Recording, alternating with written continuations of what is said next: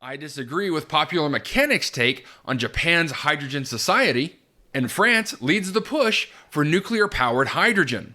All of this on today's Hydrogen Podcast. So the big questions in the energy industry today are, how is hydrogen the primary driving force behind the evolution of energy? Where is capital being deployed for hydrogen projects globally? And where are the best investment opportunities for early adopters who recognize the importance of hydrogen? I will address the critical issues and give you the information you need to deploy capital.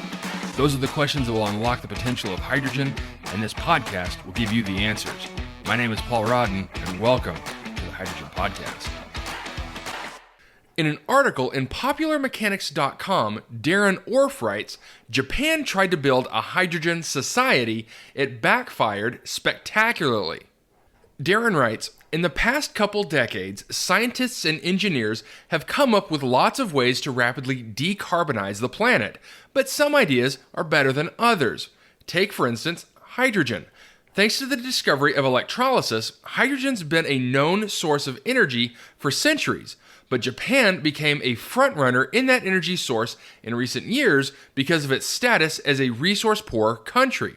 A steady supply of renewable energy isn't just an important climate initiative, it's a matter of national security. However, Japan may have taken things a bit too far. In 2017, the country became the first in the world to adopt a national hydrogen plan, and companies like Toyota have committed to constructing futuristic cities powered by the technology. In 2021 alone, Japan spent around $800 million on investments into hydrogen power and fuel cells. But according to the Renewable Energy Institute, REI, a Japanese environmental think tank, the push to use hydrogen in every conceivable energy sector is actually doing more harm than good. According to the report, the 2017 Basic Hydrogen Strategy is misguided, both in terms of what hydrogen is used for and how it's produced. Moreover, it promotes the use of gray hydrogen, which does not contribute to emission reductions. Gray hydrogen is the most common form of hydrogen production, which uses the greenhouse gas methane. The 20-page report doesn't argue for hydrogen's complete removal from the energy mix. In fact, REI argues that the hydrogen is vital for industries where decarbonization is particularly tricky. Think aviation, shipping, and steelmaking. However, to use hydrogen in place of electrification via other renewable sources is a mistake, REI says. The report continues, the scope of applications where energy demands can be met with electrification has grown, and the range of areas that need hydrogen have decreased. This has led to a common understanding worldwide that hydrogen should be limited to applications where it would be difficult to achieve decarbonization with other methods. Darren writes, the report identifies bad idea applications that have already gobbled up 70% of the country's hydrogen budget. Things like hydrogen cars, refueling stations, and residual power systems.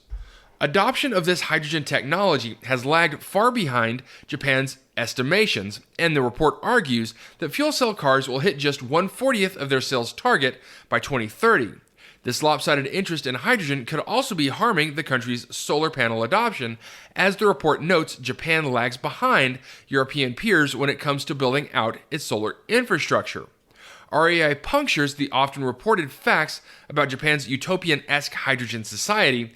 It's unlikely the report will put a stop to mega projects like Toyota's Woven City, but those cities might not live in the green energy future they've imagined. Okay, so I came across this article and it really got me thinking. First and foremost, I think the title of this article is extremely misleading. It says it backfired spectacularly, the hydrogen society in Japan.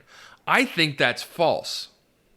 Especially as Popular Mechanics dives in so much into the REI report, where it says that hydrogen is still key in decarbonizing several different industries.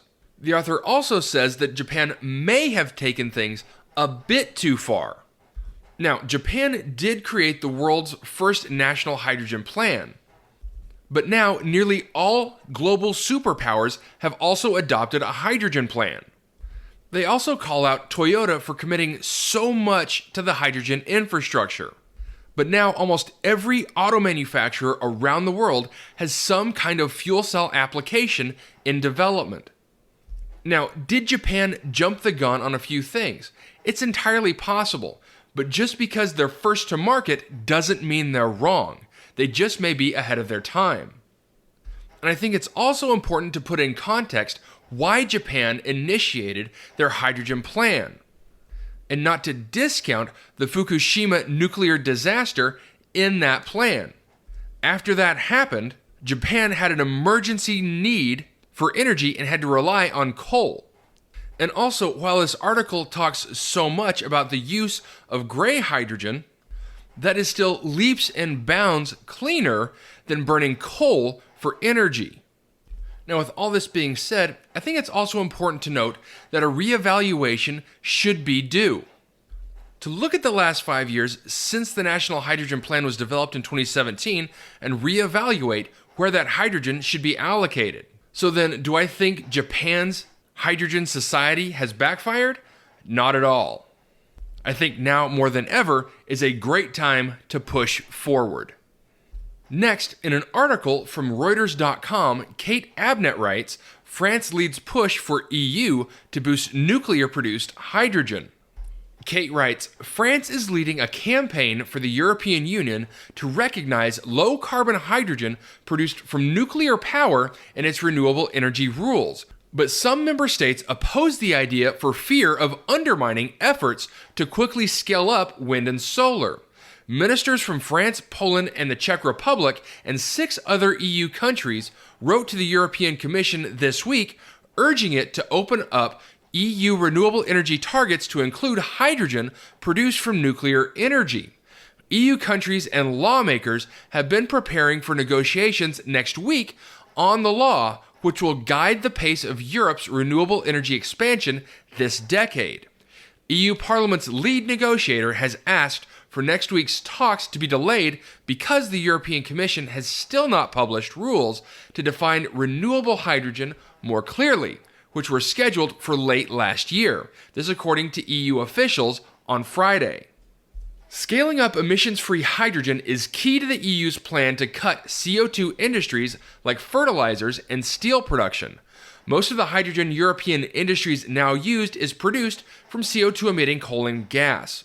Hydrogen can also be produced from electricity, so the EU wants to set sectoral targets for hydrogen made from renewable electricity. The 9 countries letter seen by Reuters said the EU should include nuclear energy, which is low carbon but not renewable. In a quote from the letter, which was also signed by Romania, Bulgaria, Slovenia, Croatia, Slovakia, and Hungary, we shall create equal incentives for renewable and low carbon hydrogen. Renewable-only objectives would indeed limit the speed of the development of our hydrogen economy. France has historically produced about 70% of its electricity from nuclear energy. The other signatory countries either already use nuclear power or plan to build their first reactors. At least 9 EU countries oppose the idea, among them Germany, Denmark, Austria, and Luxembourg, this according to officials. They argue the EU targets should solely focus on renewable sources like wind and solar to incentivize the massive expansion of renewables needed to cut Europe's reliance on hydrocarbons. In a quote from one EU official who warned against diluting the renewables targets, it's about renewables. Nuclear is not a renewable form of energy. Negotiators aim to approve the law in the next few months, but disagree on other issues, including whether the EU should commit to get 40 to 45% of its total energy from renewable sources by 2030. Okay, so some interesting news on the ongoings of the hydrogen economy in Europe. Should we consider hydrogen electrolyzed from water but using nuclear energy be considered low carbon or renewable?